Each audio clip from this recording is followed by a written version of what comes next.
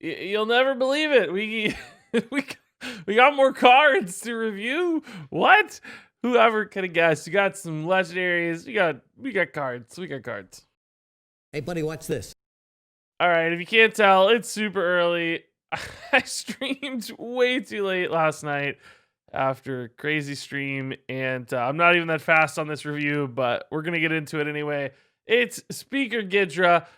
Legendary dual class minion here for Druid and Shaman. She's standing in a tree's hand, which is pretty crazy. She's a 3-mana 1/4 Rush and Wind Fury, and she spell burst. She reads gain attack and health equal to the spell's mana cost. So pretty nifty little card here that you can combine with a spell in a given turn and pull off some shenanigans. We've already seen a few big spell synergy cards for both of these classes. And this one fits in really nicely into that mold, I think, allowing you to take a big swing turn at the same time you play a big spell. Sometimes if you're trying to like squeeze a nourish into a turn, it can be kind of hard because you're spending all that mana and you're not necessarily reacting well to the board. But here you've got a Rush Wind Fury minion that'll get huge off nourish because it's going to gain 6/6 in stats, making it a 7/10 that can then trade into the board a little bit, give you time to play some of those bigger, less reactive spells. On the other side of this, it's a little bit hard to play with things like Earthquake and Shaman because you need to play this first if you want the spell burst to activate, and then you just Earthquake it to death, basically, which is not great. Or it may technically survive the Earthquake, but I don't believe so. I think spell burst activates after the spell, so it died at Earthquake. So it's going to have to be a spell that's more about summoning stuff, or at least a non-symmetrical AoE of some sort. So you're looking at the nourishes. We've got the new Runic Carvings card that could work pretty cool with something like this. Of course, there are other big spells available to both classes that wouldn't necessarily kill this minion, allowing you to make a big swing turn. Particularly, I think, in like Quest Druid, I can see this being amazing. You get to play your Hidden Oasis alongside Gidra, your Nourish alongside Gidra for some really pretty insane turns. Starfall would be fantastic with this as well to develop a big threat. The fact that she doesn't have lifesteal, she's not ever going to be that like walking fountain recovery tool where she also gains you life. But hopefully the spell you're playing is what's stabilizing you, and this is kind of the icing on the cake that's either creating a counter threat or killing whatever other stuff needs to be killed in the meantime. So 100% this looks great in a big spell deck. But here's the other thing. I'd say don't sleep on this card in a small spell deck. Even if you're just playing like a 2-mana spell, this is still a 3/6 with Rush and Wind Fury for 3 mana. That's pretty insane. Like, that's actually really good bonus that could help you trade into some small minions as well against a fast aggro opponent. So I actually think you could toss this into other decks that aren't specifically big spell decks. I think there's a lot of flexibility here. Even 2-3 mana spells, you just combine this with a Wrath, certainly toss it in a swipe with this, and you're looking at a pretty nasty minion. It doesn't take much here to make this good, because at 3 mana, it's not bad at its base, and the fact that it starts scaling so quickly and so well, this looks like a really shockingly good card to me. I think a lot of people at first glance are probably thinking only big spells, but a small spell deck can use this pretty effectively too, I think, just helping to keep boards in check. So Gidra to me looks really solid across the board. Moving on here to Professor Slate for Hunter. He's a 3-mana 3/4. My favorite stat line in Hearthstone. And he reads, your spells are poisonous, which is just insane. The card design this expansion is so cool. We've gotten so many just bonkers effects. A handful of simple legendaries too, which haven't been as exciting, but some of these legendaries are just totally nuts. And that's pretty crazy with cards like Rapid Fire comes to mind, right? You've got these 2 pings in Rapid Fire bundled into a single card. If they become poisonous with Slate, that's a pretty powerful like removal option. Just a couple mana spent, remove 2 giant things. That's nuts. Do keep in mind that cards like, say, Unleash the Hounds are not going to interact with this likely, because Unleash the Hounds is not dealing the damage. Unleash the Hounds is summoning minions which deal damage. Those are not spells, those are minions. So you're not going to be able to like wipe the board with Unleash the Hounds. Same could be said for a handful of different minion summoning spells for Hunter. But if there is stuff that's dealing damage directly, so even if you have an Explosive Trap with Professor Slate on board, it should be that the Explosive Trap kills your opponent's entire board if they don't trade into Professor Slate first. You can also do things like manipulate your Zephyrus into giving you like a Whirlwind or an Arcane Explosion, and then Professor Slate becomes a board clear with Arcane Explosion if you can manage to set that up, even just doing it in the early game, saving it for later with your Slate, which could be pretty nuts as well. All that said, this is basically a way for you to combo into some removal.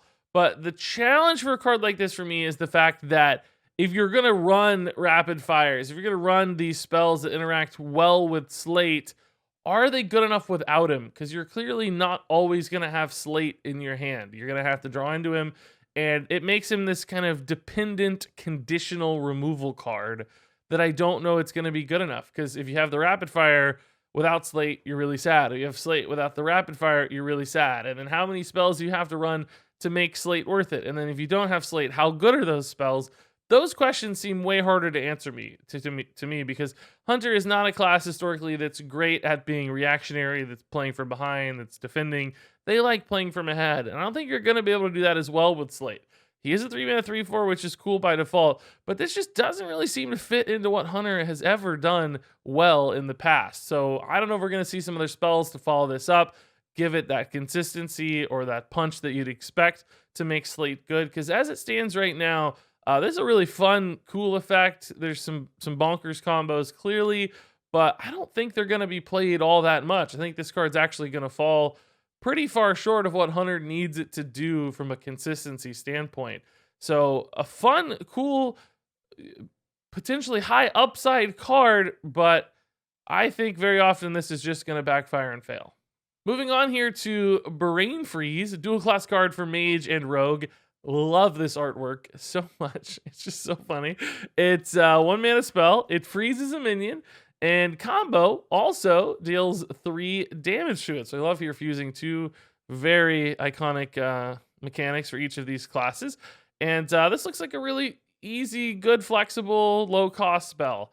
We know that low-cost freezes have been great with Ray of Frost. Now, I will say one of the great things about Ray of Frost is that you get multiple freezes in one, which you don't get with this. But this, you get that bonus damage as well, making a bit like that Frostbolt, which is nice. And I think often you'll want to combo this, but sometimes you'll be completely fine if you don't combo it, just because you need that stall, need that turn as a rogue to like find your removal, or same thing as a mage.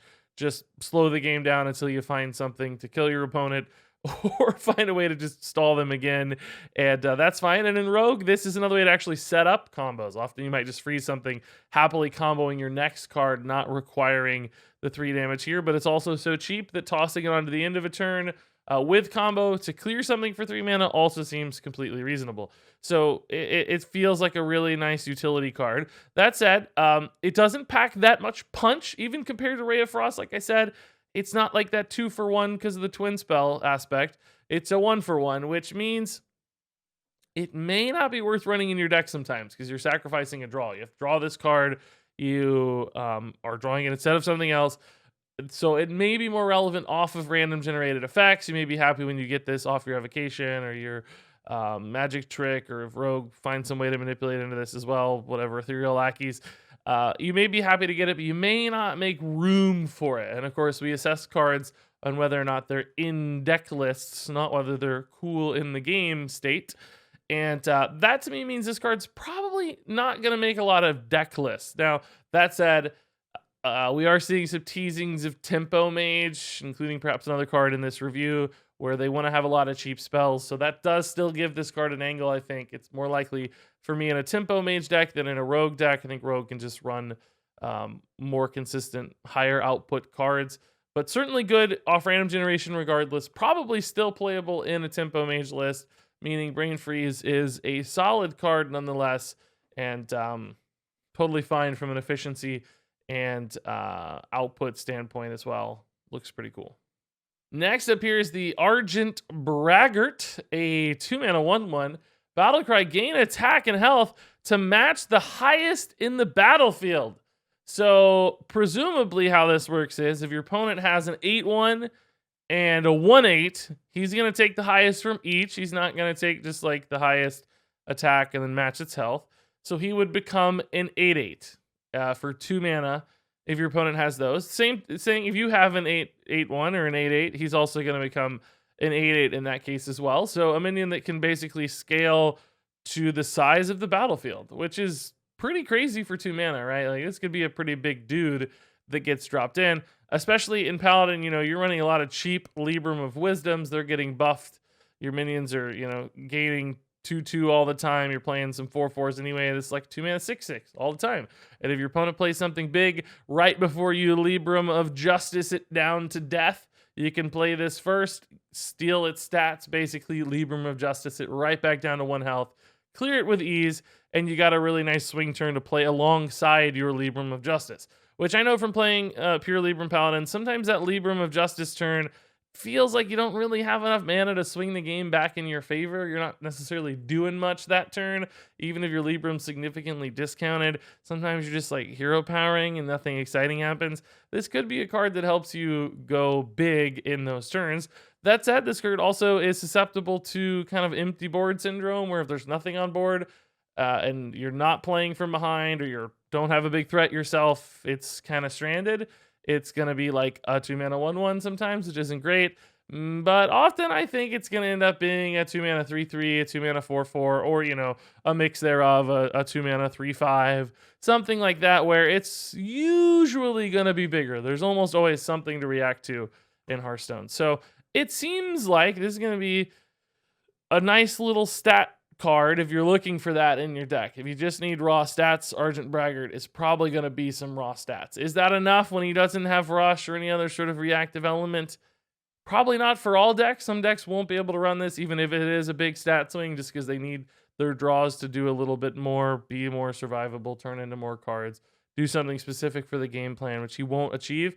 But there will be other decks that care about stats, that just want tempo, that need swings, that have Libram of Justice to bounce off of, and Argent Bragggart will be perfect for those. So I think this is a card that has a home somewhere in Paladin down the line. So it just looks too efficient from a stat to cost standpoint to leave out. Moving on here to the Educated Alec, a 3 mana 3/4 beast. I love that there's an elephant reading a book. It's great, and he has a great memory too, because whenever a spell is played, this minion remembers it. That's cute. And Death Rattle, shuffle the spells he remembered into your deck. So if he's slaughtered in the library, it's a horrific image. His memories live on because he's read some books, and they get shuffled into your deck. And what that means is, you play this, your opponent, let's say they backstab something and then they eviscerate it, right? He's dead, but you get a backstab and an eviscerate shuffled into your deck.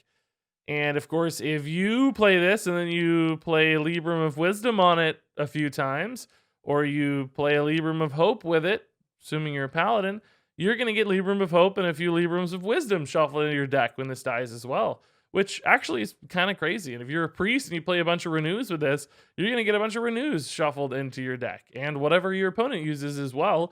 So there are some upsides here for sure. If you're building your deck with spells that you want this to remember, you can combo off of nicely. You're going to lengthen your deck for any sort of fatigue problems. You're going to add spells you hopefully want. If you want like a bunch of Libram of Hopes, this can get you there. And I'm happy to top deck Libram of Hopes probably in a lot of matchups. The downside, of course, is that your opponent can also use this against you. They can shuffle stuff into your deck that you don't want. Like you probably don't really want to top deck a backstab in most decks. It's not a bad card, but it is only 0 mana 2 damage. So if your opponent has bad, cheap, like very specific synergistic spells, they might be able to expose you to some really weak draws via your Educated Alec. So it's kind of a balancing act. How much upside can you get versus how much downside can your opponent expose? I think, honestly, if your deck is constructed in the right way, there will be more upside than downside. But you kind of have to be careful, too, because you don't really want to put a bunch of Libram of Wisdoms in your deck either, probably, right? Because it's like, well, I don't want to draw a bunch of 0 mana spells. Again, I want to draw big stuff. So you kind of have to be careful about how you play this one. So I don't know if it'll exactly find a list, but you could envision it finding a world where even if you don't play Libram of Wisdom, you just play like Earthquake or something, right? Just get an extra Earthquake added into your deck. Just get some kind of big spell where you're going to be happy to draw that spell later. You're going to be happy to add extra versions of those spells to your deck. This might be good enough for that. And I could see it in a Death Rattle Synergy game plan as well. Doing things like copying this in Priest could be nice. So it seems like it has a couple angles of play. It's also just a 3 mana 3/4, which I love. It's got a beast tag, which could help. So I don't know if Hunter or somebody or Druid wants to run this, but it's absolutely another possibility. And when you can slice a card that many ways, or it's got like 4 or 5 different directions that it seems interesting, buff, death rattle, beast, so on and so forth, it feels like one of those might just stick and make a card like this that seems otherwise random actually fit pretty darn nicely. And then finally here is Potion of Illusion, another dual class card for Mage and Rogue, 4 mana, and it adds 1/1 copies of your minions to your hand. They cost 1. So pretty weird, crazy card generator here that seemingly can pull off some shenanigans. Now, the first thing that came to mind for me was like, oh my god, how do I break this with Sorcerer's Apprentices? And you can play 2 Sorcerer's Apprentices. That's 4 mana. This goes down to 2 mana. You play this. That's a 6 mana commitment. You play 2 more Sorcerer's Apprentices. That's 8 mana, but your spells now all cost 4 less mana. And it's like, play Evocation, play some kind of other synergy card, and just blow up a turn with a million different spells. It seems possible. I don't know if that's good, but we've seen all these Tempo Mage things and some synergy combos for that kind of stuff. So keep an eye on that, right? But beyond that, just any sort of big, awesome card getting bounced back to your hand that has a great battle cry or great effect, whether that's Death Rattle or battle cry or whatever, could be nice. I mean, even just think about like taking a Malagos back to your hand, not the spell damage version, but the mage version, and getting to replay the Malagos battle cry, getting another great spell. Like, you don't care if it's a 1/1, that's fine. Just like a Calicos back to your hand could be okay as well. A 1 mana Calicos would be nuts. Discover a card, make a spell free next turn. Those are the sort of things that are sleeper amazing results if you randomly generate this. I don't think most mage or rogue decks are going to want to run this in their deck yet again. It's only going to be there if they're trying to pull off some very specific scenario or combo or setup. Otherwise, this is something that shows up randomly and it totally changes how a game unfolds. But there could still be that world where this gets played in that mage deck for a very specific tempo blow up, or maybe Rogue is doing something crazy with Lackeys or Edwins, or who knows, right? Cards like this create a lot of big possibilities and a lot of combo potential. So I never want to rule them out as competitively viable cards. I don't see the lines right now for exactly how you'd want to build around this, and they may not show up for an expansion or 3. But somewhere down the road, some combo decks can be like, oh yeah, okay, that works, and toss this in, and it's going to completely fuel how the deck works. So it's one of those cards, just keep an eye on it. It's probably not going to make a big impact right now in a deck building world, but it will eventually do something, I'm sure, one way or another. And some deck is going to make us hate this card down the road. It just feels like one of those combo setup cards. And it has a very big positive effect as well. So maybe it even gets tossed in to a Highlander list here, or just a Tempo Mage deck there. So certainly a fine card with a lot of power baked into it somewhere. Speaker Gidra is a 4-star card. Professor Slate is a 2-star card. Brain Freeze is a 3-star card. Argent Bragggart is a 4-star card. Educated Alec is a 3-star card. Potion of Illusion is a 3-star card. All right, there you go, folks. Lots of 3-star cards, I guess. I mean, I think in past expansions, a lot of these would have been 2-star cards, but it's almost a function of the design. We're getting cards that do really interesting stuff, even when they aren't necessarily like super obviously strong. They're doing things that are unique and things that are cool and have, you know, this chance, which to me means they're often looking like 3-star cards, because it's like, man, some deck's going to figure this card out, which we haven't always seen for a lot of, you know, sort of filler cards, or just, you know, that deep into an expansion set. Usually cards start looking pretty bad, but a lot of these seem hopeful in a way, so gotta give them 3 stars. It's maybe there's just more 3-star cards these days based on design. Anyway, what do you guys think about these? What do you like? What do you hate? What's cool? How are you gonna break these cards? How can I get some sleep? Leave all those thoughts in the comments below. Thanks much for watching. Oh, don't forget to sub. Hit that button. Touch it. Touch that sub button. You madman. I know you want to do it. I give you permission. So touch that sub button, touch it. And thanks for watching. And until next time, game on.